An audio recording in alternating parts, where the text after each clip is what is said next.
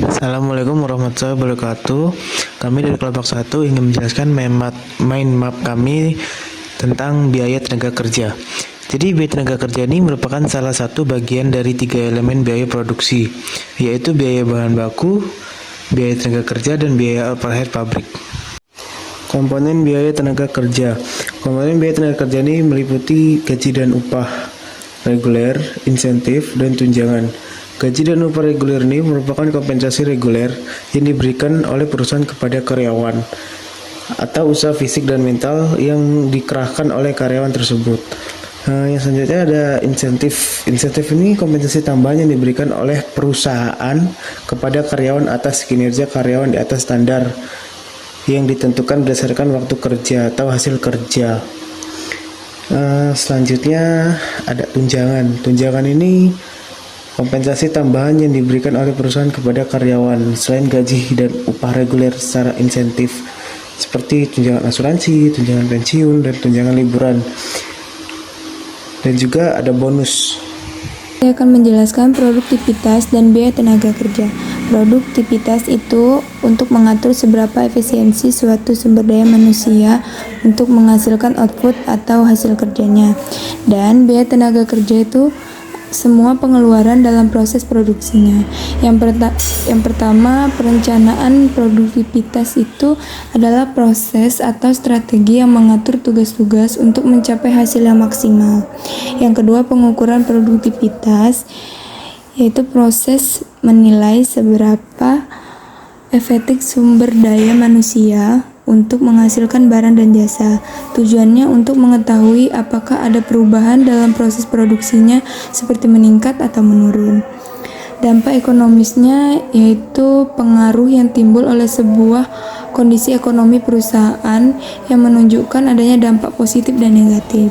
Dampak positifnya yaitu seperti pembangunan jalan, mempermudah akses ke pasar, itu meningkatkan efisiensi produksi. Yang dampak negatifnya meningkatkan harga secara terus-menerus atau inflasi, itu dapat menghambat pertumbuhan ekonomi. Yang keempat ada manajemen sumber daya manusia, yaitu pengelolaan karyawan, mengatur dan mengambil keputusan. Tujuannya agar karyawan dapat berkontribusi optimal terhadap pencapaian kerjanya. Program insentif, sistem penghargaan yang diberikan oleh perusahaan kepada karyawan dalam bentuk apresiasi atas kerjanya. Yang pertama itu ada individual strike price 100% plan. Individual strike ini pendekatan pada individu sesama individu di dalam tim untuk berkontribusi masing-masing untuk mencapai tujuan tim. Lalu yang Fitzward ini proses penyampaian ide kepada audiens. Yang 100% plan ini merencanakan yang menyeluruh ke semua aspek proyek yang diperhitungkan dan disiapkan secara detail. Yang kedua ada grup atau group bonus plan, yaitu sistem kolaborasi antara anggota tim dan rencana memberikan bonus berdasarkan kerjasama, bukan individu. Yang terakhir yang ketiga, seluruh atau glaring plan, yaitu membagi keuntungan atau bonus kepada seluruh karyawan yang berkontribusi dalam perusahaan tersebut. Selanjutnya ada kurva pembelajaran. Teori kurva pembelajaran adalah teori yang menyatakan bahwa setiap akumulasi unit produk yang dihasilkan 2 kali lipat akumulasi rata waktu per unit yang dibutuhkan untuk memproduksi produk yang sama akan menurun. Misalnya, apabila pengurangan waktu tersebut sebesar 20%, maka tingkat pembelajaran adalah 80%. Selanjutnya ke tingkat pembelajaran. Rumus tingkat pembelajaran adalah rata-rata input periode 1 ditambah periode 2 dibagi rata-rata input periode 1. Apa arti tingkat pembelajaran?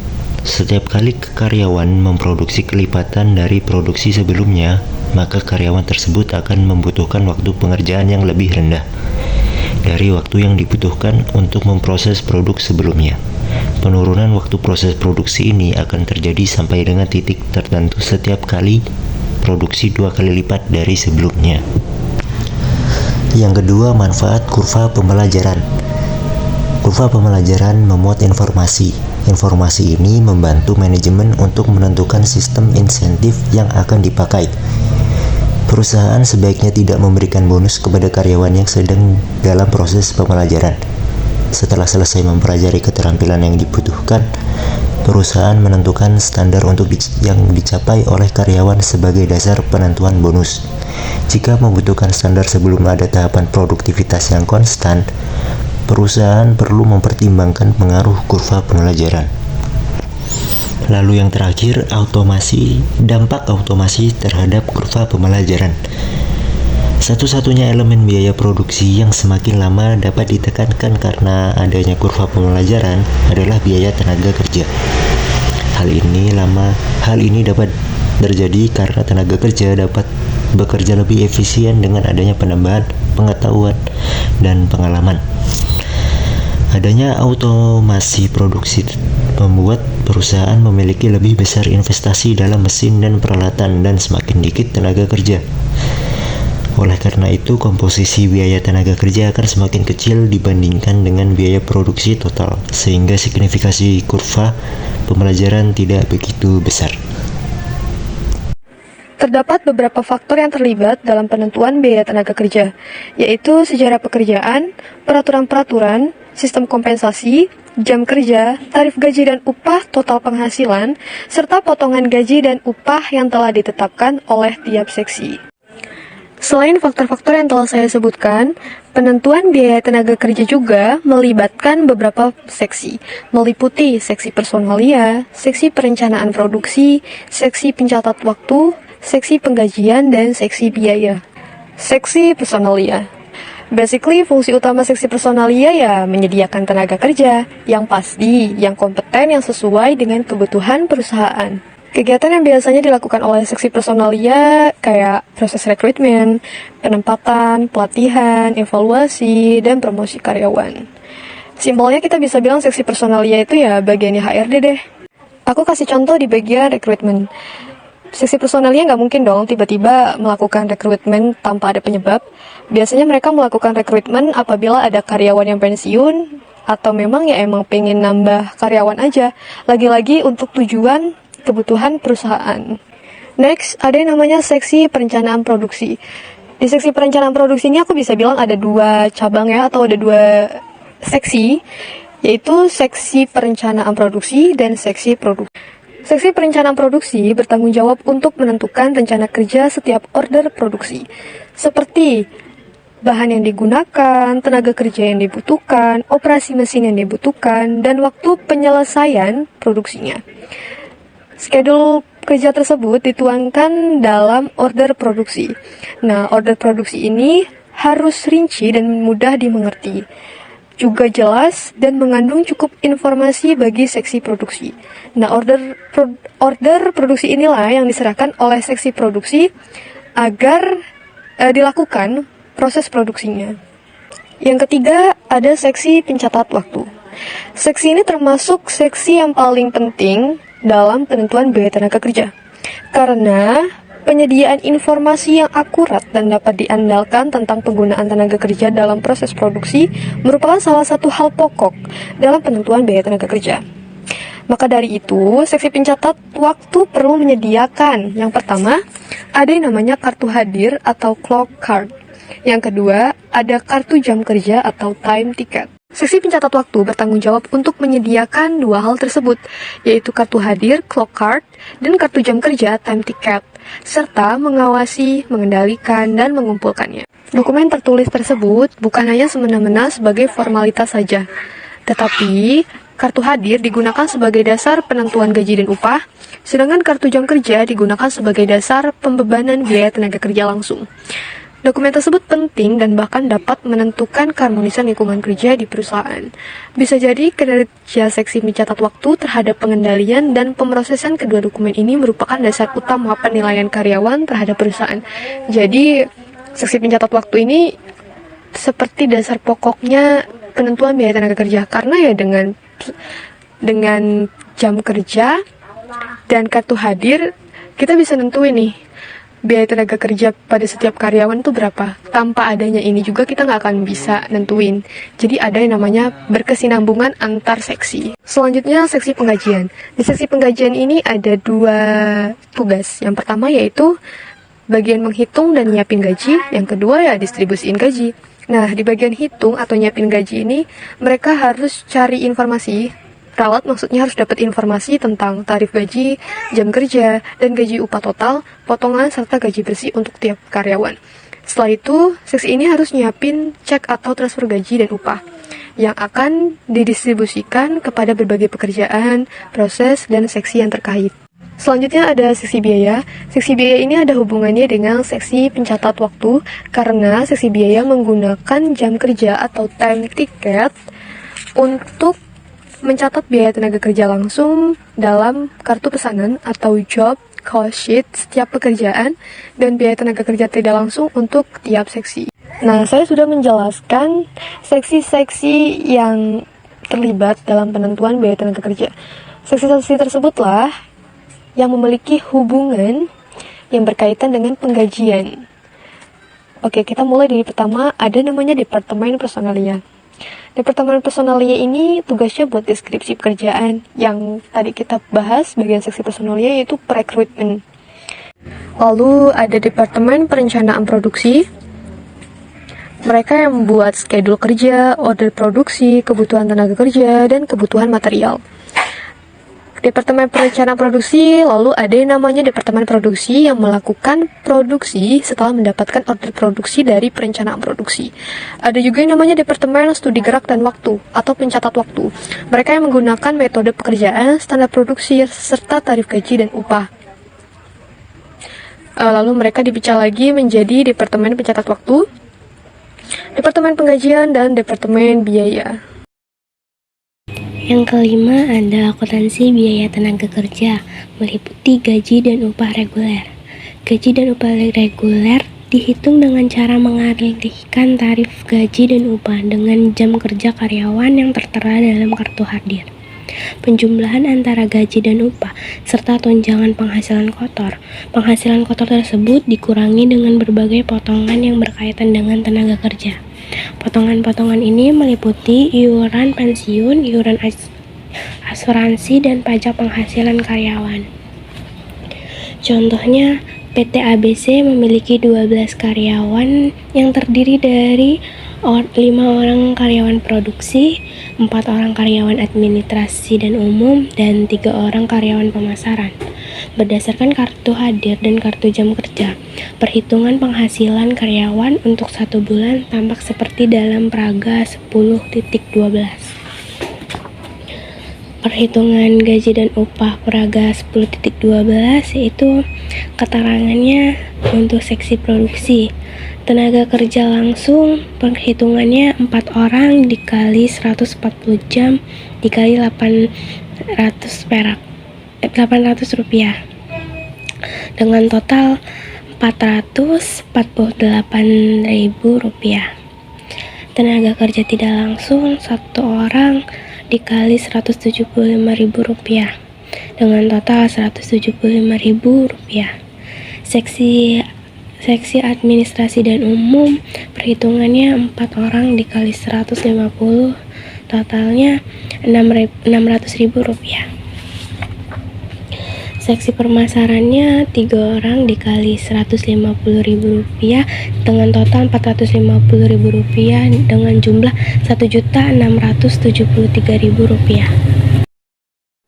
Iuran asuransinya 2% dikali 1.673.000 rupiah totalnya 33.460.000 rupiah. Iuran pensiun perhitungannya 2,5% dikali 1.673.000 rupiah totalnya 41.825 rupiah. Pajak penghasilan karyawan perhitungannya 10% dikali 1.673.000 rupiah totalnya 167.300.000 rupiah. dengan hasilnya Rp242.585.000. Penghasilan bersihnya Rp1.673.000 dikurang Rp242.585.000, yaitu Rp1.430.415. Dan ada pengakuan gaji dan upah. Untuk jurnalnya mencatat pengakuan gaji dan upah dilakukan untuk seluruh karyawan perusahaan. Pada jurnal ini belum dibedakan antara gaji dan upah setiap seksi. Berdasarkan informasi pada Praga 10.12, jurnal pengakuan gaji dan upah adalah gaji dan upah sebesar Rp1.673.000 pada utang gaji dan upah Rp1.430.415,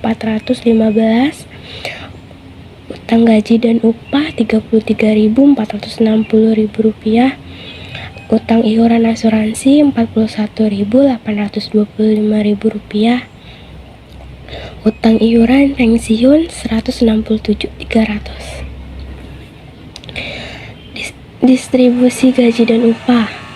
Setelah pengakuan terhadap gaji dan upah di jurnal, gaji dan upah tersebut didistribusikan kepada setiap seksi. Pendistribusian gaji dan upah kepada seksi dilakukan berdasarkan informasi yang diperoleh dari kartu hadir karyawan. Kartu jam kerja digunakan sebagai dasar untuk menentukan apakah biaya tenaga kerja termasuk biaya tenaga kerja langsung atau biaya tenaga kerja tidak langsung.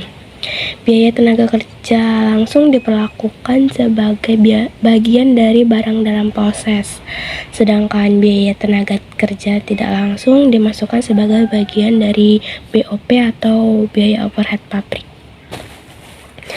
Berdasarkan informasi pada Praga 10.12, jurnal mencatat distribusi biaya tenaga kerja itu pada barang dalam proses Rp448.000, biaya overhead pabrik sesungguhnya Rp175.000, biaya gaji administrasi dan umum Rp600.000, biaya gaji pemasaran Rp450.000 pada gaji dan upah sebesar Rp1.673.000. Ada pembayaran gaji dan upah. Pembayaran ini yang berkaitan dengan gaji dan upah meliputi pembayaran gaji dan upah karyawan, pembayaran iuran asuransi kepada perusahaan asuransi, pembayaran iuran pensiun kepada perusahaan dana pensiun, dan pembayaran pajak penghasilan karyawan kepada pemerintah. Semua pembayaran tersebut tidak harus dilakukan bersamaan dan tidak didahului oleh distribusi gaji dan upah. Dan berdasarkan jurnalnya, pengakuan gaji dan upah di atas, pembayarannya dapat dilakukan dengan membuat jurnal utang dan gaji upah sebesar Rp1.430.415.000, utang iuran asuransinya Rp33.460, utang iuran pensiunnya Rp44.825.000, utang pajak penghasilan karyawannya Rp167.300.000 pada kas sebesar Rp1.673.000. Yang kedua ada tunjangan. Yang pertama tunjangan asuransi dan tunjangan pensiun, dan ada tunjangan liburan. Tunjangan asuransi dan tunjangan pensiun ini ada beberapa perusahaan yang membebankan iuran pensiun dan iuran asuransi kepada karyawannya saja tanpa ada bagian yang ditanggung oleh perusahaan. Tetapi ada juga perusahaan yang menanggung semua iuran asuransi dan iuran pensiun untuk kepentingan karyawannya. Pembayaran sebagian iuran asuransi dan iuran pensiun ini untuk kepentingan karyawan tersebut merupakan bagian dari tunjangan. Contohnya, seorang karyawan pabrik PT ABC memiliki jam kerja 140 jam dengan tarif upah 800 per jam. Besarnya iuran asuransi dan iuran pensiun ditentukan masing-masing 4% dan 5%. Perusahaan memutuskan untuk memberikan tunjangan asuransi dan pensiun masing-masing 50% dari iuran asuransi dan pensiun tersebut. Tunjangan asuransi dan tunjangan pensiun diperlakukan sebagai biaya overhead pabrik atau BOP. Tunjangan penghasilan karyawan bersangkutan dalam tapak Praga 10.13, yaitu perhitungan asuransi dan tunjangan pensiun. Yang pertama, keterangan upahnya, perhitungannya 140 jam dikali 800, totalnya Rp112.000. Tunjangan asuransinya untuk perhitungannya 50% dikali 4% dikali Rp112.000 dengan total Rp2.240. Tunjangan pensiunnya perhitungannya 50% dikali 5% dikali Rp112.000 dengan total Rp2.800. Total penghasilannya ada Rp117.040 dan iuran asuransinya 4% dikali Rp112.000 dengan total Rp4.480.000. Iuran pensiunnya 5% dikali Rp112.000 dengan total Rp5.600. Total iuran semuanya Rp10.080.000.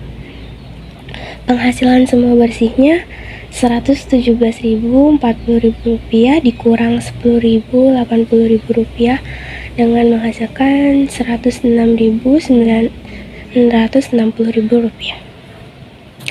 Untuk jurnal mencatat pengakuan dan distribusi gaji dan upahnya, gaji dan upah sebesar Rp117.040 pada utang gaji dan upah Rp106.660, utang iuran asuransi Rp4.480.000 dan utang iuran pensiun Rp5.600. Jurnal yang kedua, barang dalam prosesnya Rp112.000, biaya overhead pabriknya Rp5.040 dan pada gaji dan upah sebesar Rp117.040. Ini ada tunjangan liburan. Umumnya karyawan tetap perusahaan memiliki hak untuk mendapatkan libur selama beberapa hari dalam setiap tahun. Ada perusahaan yang tidak memberikan kompensasi, tetapi juga ada perusahaan yang memberikan kompensasi. Kompensasi yang diberikan kepada karyawan itu untuk masa liburan tersebut dinamakan tunjangan liburan. Tunjangan liburan ini diperlakukan sebagai biaya overhead pabrik atau BOP dan diakui sebagai utang tunjangan liburan sampai dengan dibayarkan kepada karyawan. Contohnya, PT ABC membayar upah 100.000 per minggu untuk setiap karyawan pabrik. Ada 52 minggu dalam setahun dan 2 minggu digunakan sebagai masa liburan. Perusahaan menentukan tunjangan liburan dalam setahun untuk seorang karyawan pabrik sebesar Rp125.000. Tunjangan liburan sebesar Rp125.000 tersebut merupakan pembayaran yang ditangguhkan sampai dengan dibayarkan kepada karyawan pada saat liburan. Tunjangan tersebut dicatat sebagai BOP dan utang tunjangan liburan sebesar Rp2.500 atau Rp125.000 dibagi 50 minggu untuk setiap periode pembayaran upah. Jurnalnya yang dibuat untuk mencatat pengakuan upah dan tunjangan yaitu gaji dan upah sebesar Rp102.500 pada utang gaji dan upah Rp100.000, utang tunjangan liburan Rp2.500. Jurnal yang keduanya, barang dalam prosesnya sebesar Rp100.000, biaya overhead pabrik sesungguhnya Rp2.500 pada gaji dan upah Rp102.500. Dan yang ketiga ada premi lembur. Premi lembur ini adalah selisih antara lama waktu kerja yang sesungguhnya dan lama waktu kerja normal yang ditentukan perusahaan. Untuk kelebihan waktu kerja, perusahaan memberikan kompensasi tambahan yang disebut dengan premi lembur.